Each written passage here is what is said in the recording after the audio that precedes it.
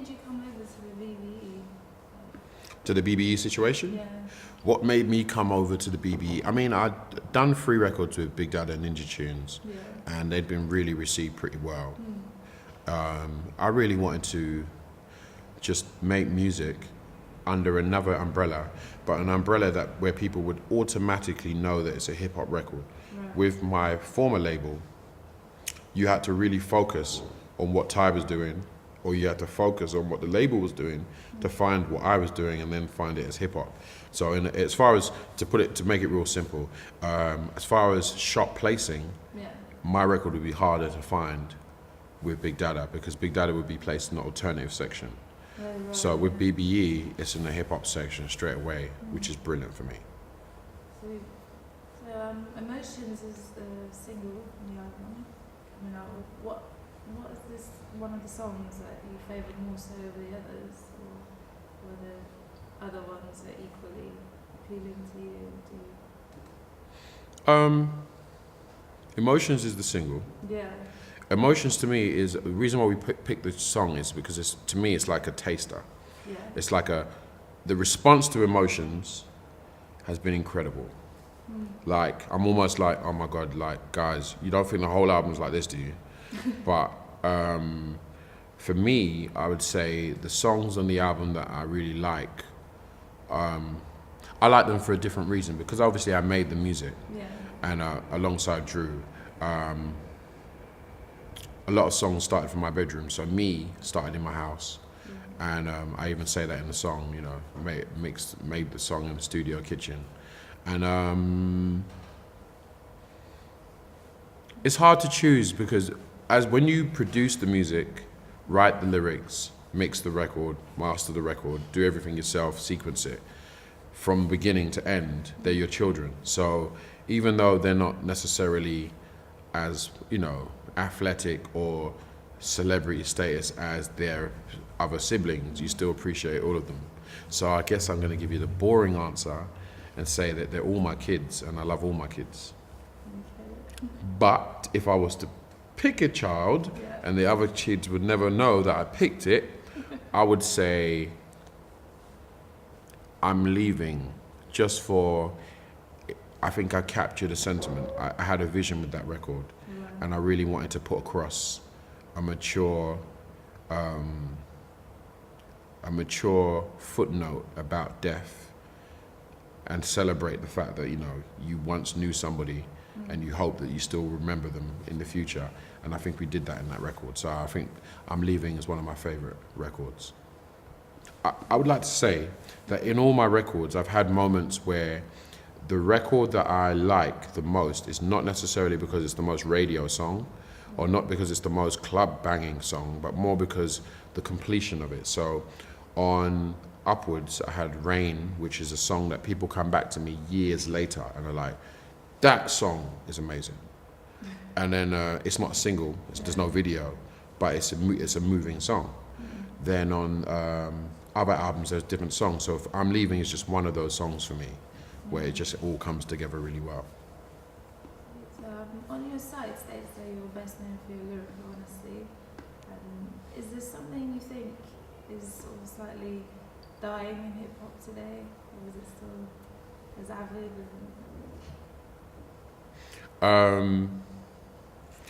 Hip hop is not dying, Yeah. but what's happening is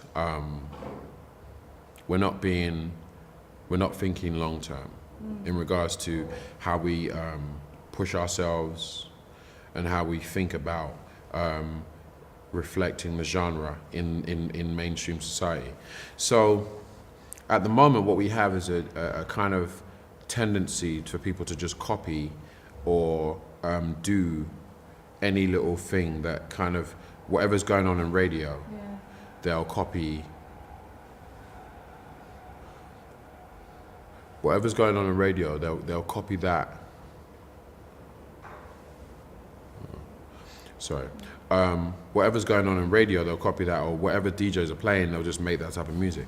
Yeah. And I definitely feel like there's a lack of sincerity in artists' approach to making good music at the moment. It's all about whatever the radio's DJs will play. and whatever makes people think's hot, rather than actually making the best type of record you can make. And that's something that I've taken my time. I took myself out of the matrix to just make the best record I could make in my own time, rather than try to fit into any scales or timelines of radio promo or anything like that. I was just like, look, I'm not involved. Yeah, I have no problem with stepping back and letting other people be at the forefront. I have no problem with that. I don't want to be the number one selling hip hop artist in the UK. I want to be the number one most heartfelt musician doing music to the best of his ability that people appreciate. That's what I want. Coming into the industry now, what have you noticed about the way things work? How does it compare to when you first started? It's all like, would you say, slightly more watered down, originality is gone? I think that the industry now, what we have is a bigger balance. So we have people that are selling loads of records. We've got artists that have decided to sell records for, to make pop records, and are doing that. So that's fine. We've got people that make club music. That's fine. I think, if anything, if there's a problem, the problem is that after a while, when you have hip hop music is based on a complete open. It's based on a complete open kind of table of choice. How does it compare to sort of when you first started the industry? When I first started in the industry, right, it's a lot easier now.